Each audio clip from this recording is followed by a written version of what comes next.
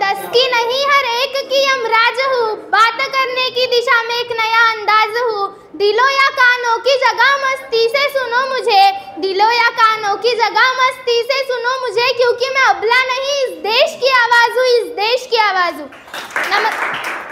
नमस्कार मित्रांनो, मी दक्षता अर्चना अनिल राऊत इयत्ता 6वीची विद्यार्थिनी आज तुमच्या समोर विषय मांडत आहे तंत्रज्ञानाच्या युगातील पुस्तक बोलते।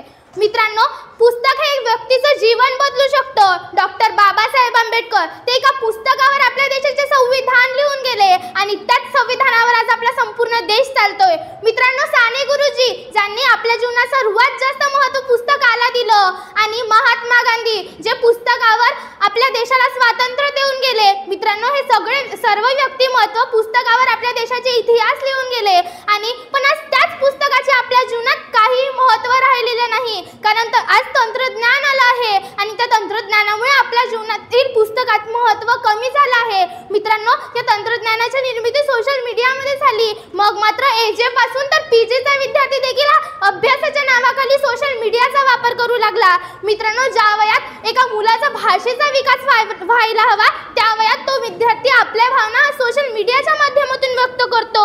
ज्याला हसायचं असेल तो हसण्याचे सिंबल पाठविणार, ज्याला रडायचं असेल तो रडण्याचे सिंबल पाठविणार। मग मात्र असं वाटतं की आपल्या भावना देखील या सोशल मीडियाच्या गुलाम झाल्या आहेत। मित्रांनो, डॉक्टर बाबासाहेब आंबेडकर म्हणायचे की शिका, संघटित व्हा आणि संघर्ष करा। आज आपण शिकत तर आहोत, पण तंत्रज्ञानावरून आणि त्या तंत्रज्ञानाने आपली विचारशक्ती आपल्यापासून हरवून घेतली आहे। मित्रांनो, कोणीतरी असं म्हटलं होतं की ओल्ड इज गोल्ड। मित्रांनो, आपल्या जीवनात कितीही नवीन गोष्टी आल्या तरी आपल्या जीवनातील